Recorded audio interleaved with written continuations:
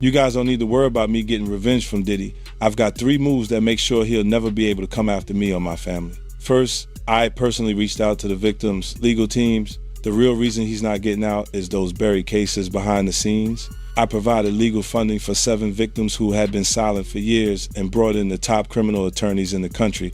Second, I bought up every potential post-release business deal he had lined up. I planned this 2 years in advance, so by the time he got sentenced and still had hope of getting out, every partner had already cut ties with him. Third, I don't just have evidence, I've got backups. This is an entire minefield that's been buried for 20 years. I uncovered every secret from the last 30 years. With testimonies from the victims, we interviewed over a dozen people he tricked, threatened, or violated. You think that's harsh? No, he destroyed other people's lives for decades. I'm just making sure he spends a few extra years in prison for it. I'm not afraid of his people, not afraid of his threats. I know he's still in there fantasizing about a comeback, but the truth is, he's never coming back. What we're in right now, it's really hard for y'all to discern what's real and what's true, you know?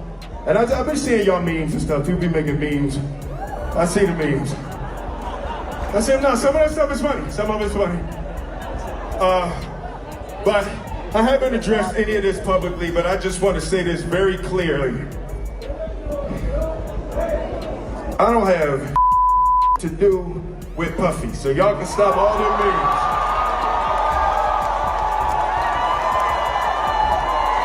I can stop all of that. I ain't been nowhere near no damn freak off. Listen, I do enough of my own. Don't be putting me in other people's. For years, some of the most powerful names in entertainment existed inside a shared silence.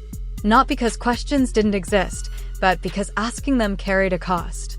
Now with 50 Cent's documentary, that silence is being challenged not with accusations, but with structure. As attention turns back to Diddy and the renewed scrutiny surrounding Will Smith, one question rises above the noise. What stayed hidden for years, not because it was invisible, but because silence made it untouchable. You were dating J-Lo. Will Smith and Jada tried to pick her up on a threesome and you were gonna beat up Will Smith. Is that true?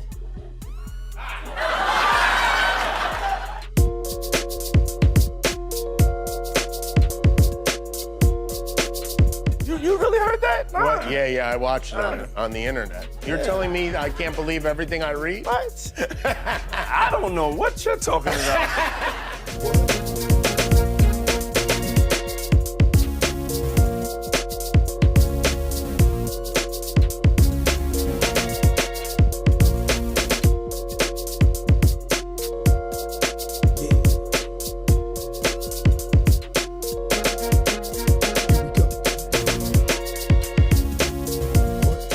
Interview. For years, Hollywood relied on a familiar defense. Say nothing. Wait it out. Let attention move on. That silence worked until it didn't.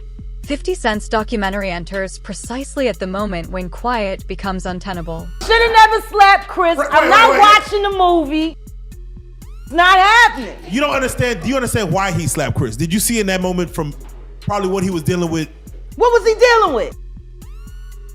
What the f was he dealing with? Something made him slap his No, brother, man. something didn't make him snap anything. He laughed at that bad joke that Chris said like everybody else. And then Jada looked at him and it was like the Manchurian Candidate. Not the Manchurian. Real life. If that shit ain't real life, It ain't real life. Just real life street stars. You know what time it is.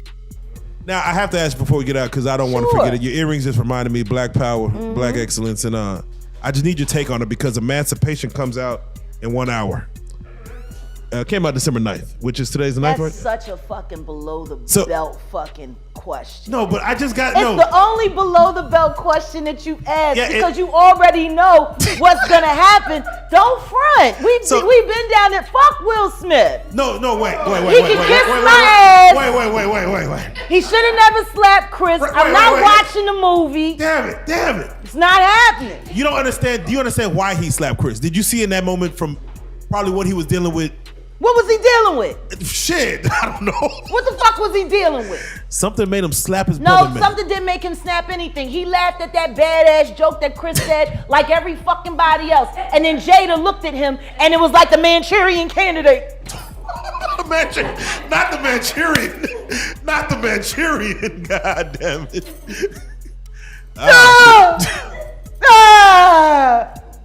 That's what the fuck happened. I thought there's a legion of women who said, I'm glad for Will fighting for his woman. Yeah, because they still want to believe that that sham of a fucking marriage is real. Oh. Well, there you go. He ain't never gonna be Tupac, and she proved it when she fucked August Alsina. Ooh, man. Yeah. They're both bisexual. They do weird things in their house, and young men have left their house fucking screaming to get away from them in their mentorship. Meek Mills.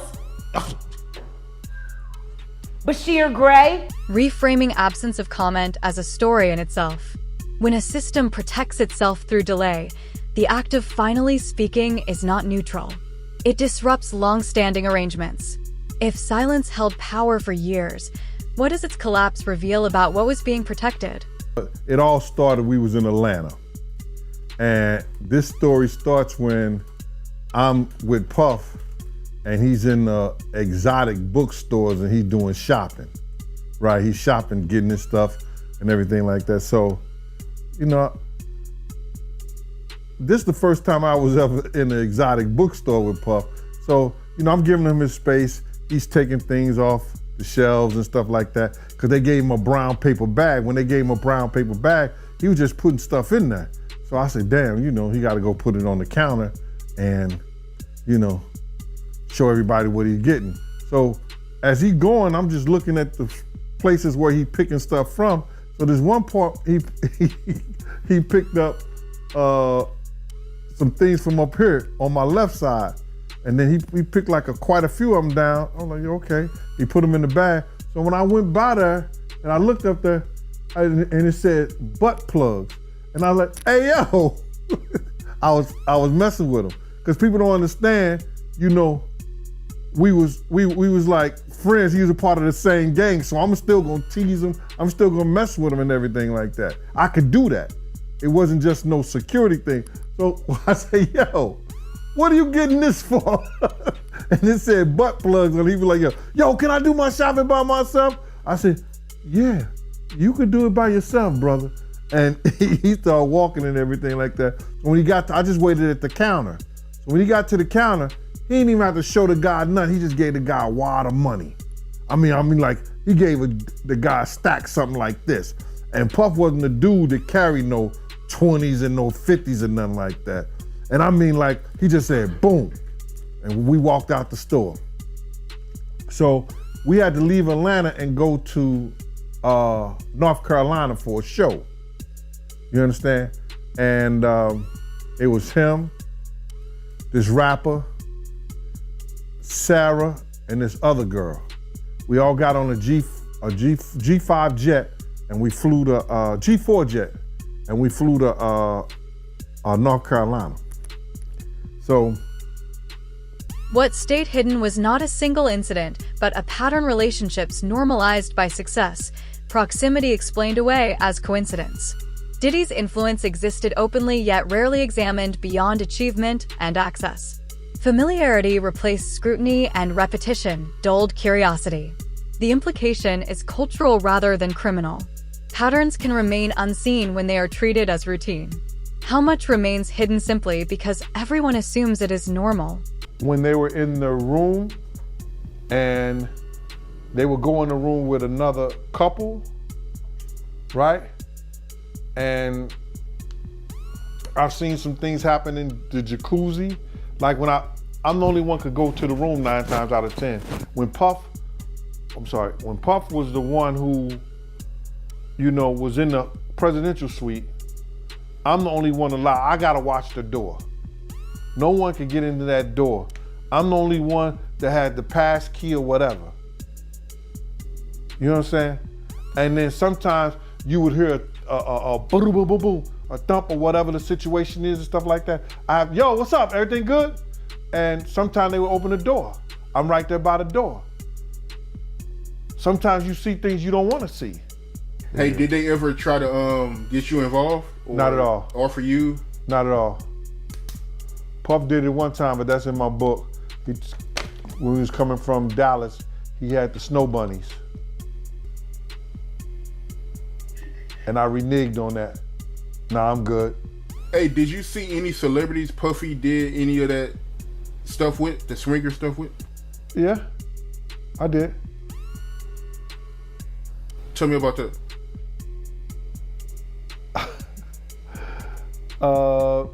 I think I told you about that.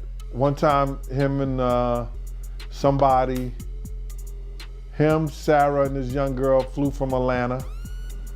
And they, and flying from Atlanta, we had this artist with us, right? And we were staying in the presidential suite at the hotel. And this particular artist and Puff, they told me, don't let nobody come in the room. So I said, all right, cool.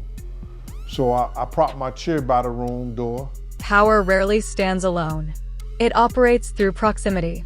Those near it benefit quietly for years while risk accumulates unnoticed.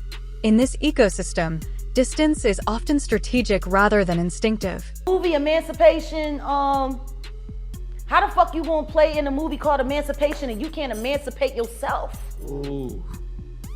Bars. Cause you trapped in a hole. My nigga, you trapped in a hole. This bitch clowning you day after day after day after day.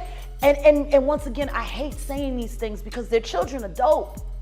But Jaden's kind of MIA. And considering that he emancipated from their household at 16 and refused to come back, even to do family interviews. You know? Yeah. Willow's just kind of, she's dope. Too much shit happened in that fucking house. Too much shit happened in that fucking house. And meanwhile, I go to jail for defending my child and these niggas don't even get a CPS fucking visit for the kind of shit they kids see. You know? There you go. So yeah, I'll watch the movie when, you know, I'll watch Emancipation when he emancipates himself from the hell that he lives in, that he tries to call marriage with that woman who still wished Tupac was alive. The closer one stands to influence, the higher the cost of asking questions too early.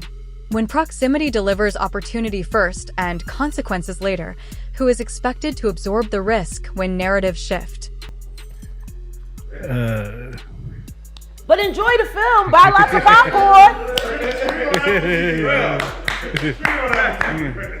I ain't supporting shit he fucking though. He's a bad representation for black men. He is literally the epitome of a ballless man. I'm sick and tired of people making our black men look weak. I'm sick and tired of that shit because I don't know no nigga that would put up with the shit that bitch done put him through. Now you could justify staying because you ain't want to cut up the money because she would have got the child support and the alimony, but the kids is grown.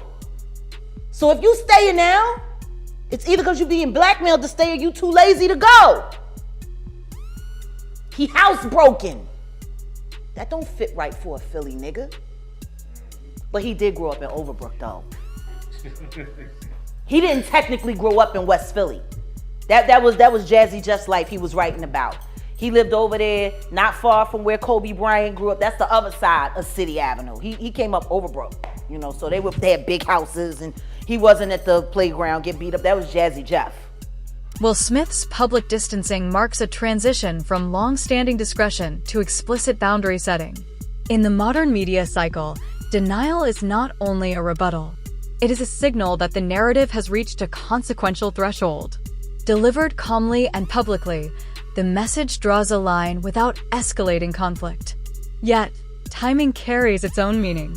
When distance is declared only after silence becomes costly, what does that suggest about the price of speaking sooner? So I'm gonna get into this Diddy documentary that's been going on, man. It's still #1 as far as I know, man. I mean, I don't know how many millions of times this thing has been streamed, but this thing it's kind of crazy how big this thing actually is, you know, because us that's been following for a really long time, you know, kind of heard a lot of the stuff, man, but people are still going crazy for it, man. So what was your first reaction when you first seen it?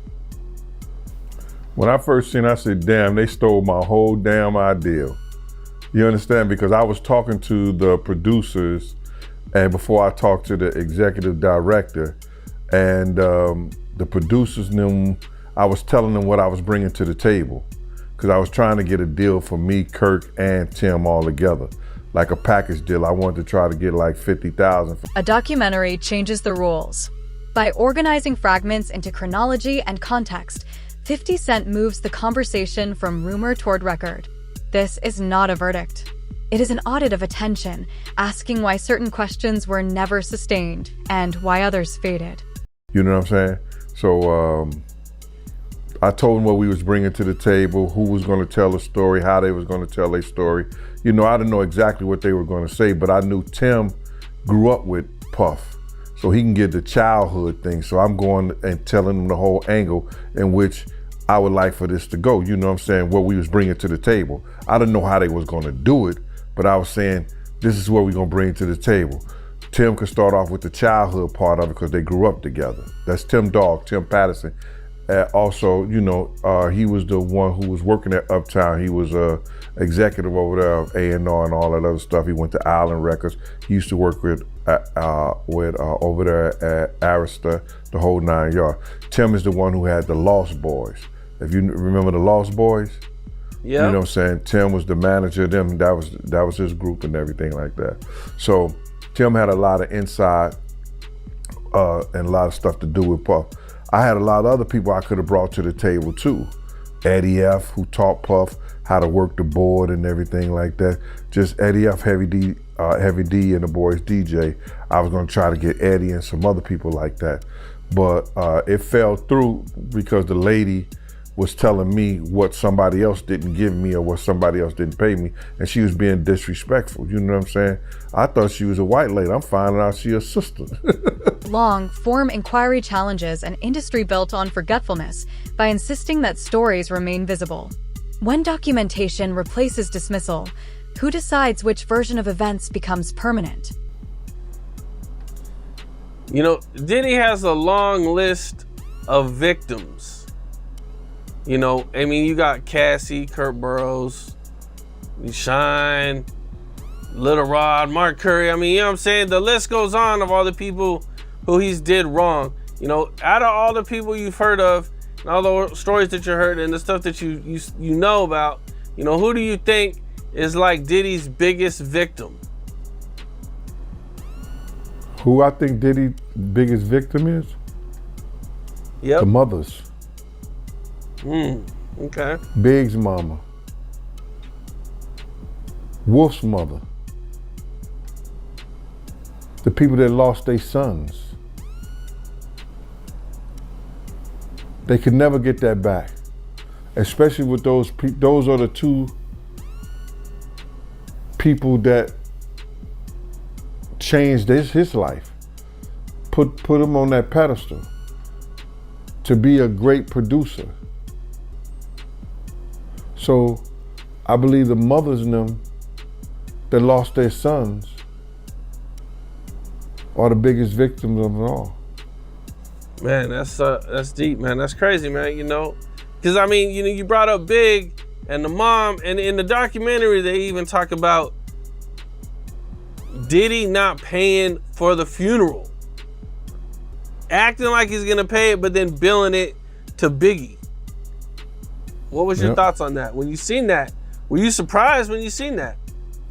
No, I wasn't surprised, you know, because they said that when Big died, he built the estate. He took it out of Big's his budget. You understand what I'm saying? So yeah. I wonder who got the life insurance policy. It was crazy. What's up? This is Cam Capone. We got more content like this coming soon, so hit that like button, subscribe, and stay locked in to Cam Capone News. The response to scrutiny reveals how accountability is unevenly applied. Some figures face immediate consequences. Others remain insulated by brand value, legacy, or alliances. The renewed focus around Diddy alongside collateral attention on Will Smith exposes how protection can be structural rather than personal. The issue is not conspiracy, but design. If accountability activates only when silence fails, can any system claim consistency? What makes you say that? Well, what I said is that isn't it weird that the government was so interested in Diddy's baby oil that they took 1,000 bottles away from his house? If the government took 1,000 bottles of baby oil and somebody had things what appeared to be baby oil, and then you have to listen to the prosecutor. He said that they seized 1,000 bottles what allegedly to be baby oil. Allegedly to be baby oil. So that's telling people that it wasn't baby oil. And people think that that was baby oil, they out their mind. I don't believe it was baby oil. Yo, bro, when they went up in there, they knew what they was gonna find. They knew what was ever in that baby oil or that those bottles that appeared to be baby oil, they knew about that at first. You gotta realize 9 times out of 10, that individual that got caught at the airport, that was supposed to be their carrier, told them what they was doing and what they had. I wouldn't put him past that he told them everything. So when they went up in there, they knew they had to take whatever was out there, and that thing that appeared to be baby oil, they took that. They got to test every last one of them. Let's see how much, let's see how many of those come back to be baby oil. Bro, listen to me. Costco don't sell that much baby oil. Where you know sell that much baby oil? Yeah, I don't know any store that sell that much baby oil. I know Costco, they came out and said that they don't even sell baby oil. My sentiments exactly. But you personally, right, what do you believe was in the baby oil? If you ever seen a massage parlor being raided and they walking out the people, do they take the massage oil with them when they go? No, they just walk out the people who are. Silence is rarely accidental. It is incentivized. Careers advance through access, stability, and alignment while dissent threatens exclusion. This documentary examines how silence becomes a currency traded for opportunity and preserved by fear of disruption. When the cost of speaking outweighs the cost of waiting, quiet becomes the rational choice. If honesty threatens survival within the system, how transparent can that system ever be? Deal. Let's get right into it. Diddy, he got indicted. You called it, man. A few weeks ago, you was on the platform and you said that he was going to get arrested in September. Yeah, man. Anybody who in law enforcement or people know the law, when Homeland Security ran up into his house, people will tell you, or people knew that it was just a matter of time that they was going to indict him and bring him in to see the judge, bro. It was just a matter of time. I just figured out with the grand jury and their different sessions and stuff like that, and then what one of the witnesses told me, I just figured it out that it was gonna be around September that they were gonna bring him in, bro. People might not understand. It's difficult when you see a brother that has so much promise become an icon as far as in the music business and stuff that he did, to turn around and just tear his whole life down. But it's all because of his mentors and the people that trained him and taught him the music business. You know, it's all about the people who trained and taught him the music business, because Puff wasn't, he wasn't born a monster. You know what I'm saying? He was made into a monster, brother. Do you understand what I'm saying? He was made into a monster. from the stuff that happened to him, the things that he had to do. You understand? The things that he had to do to become who he is. You know what I'm saying? You know, it's like this, brother. You never like something so much that you can't do without, and you never be willing to do anything to get where you want to be at. You gotta have principles, you gotta have morals, you gotta keep with that stuff. And in that music business, a lot of that stuff get thrown out the window. You understand? And that's what happened to him. He started doing the things to other people that was done to him. To keep it frank, he was doing the things to other people that was done to him. And it is what it is. You gotta know better. And if you know better, you will do better. When he was in New York City, he was like that gecko from the Geico commercial. Then he turned and started going, when he lived in Cali and Miami, he turned into Godzilla. I would see him talk about how he using drugs. He was never like that. Smoking cigarettes, smoking weed and everything like that. He turned into something that you could consider a monster, bruh. Then he started doing things to people, you understand, that... This story does not conclude with a denial or a documentary release. It begins a reckoning. What stayed hidden for years now competes with documentation, public memory, and sustained attention. 50 Cent, Diddy, and Will Smith occupy different positions within the same framework challenge, power, and proximity, revealing how silence once stabilized the industry and how its rupture creates uncertainty. The final question remains unresolved. Once silence is broken, will truth replace it, or will the system simply learn more refined ways to stay?